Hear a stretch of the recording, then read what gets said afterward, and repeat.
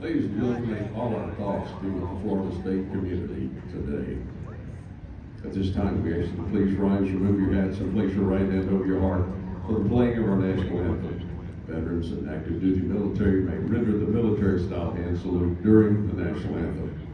Today's national anthem is performed by 12-year-old violinist Sabrina Patel.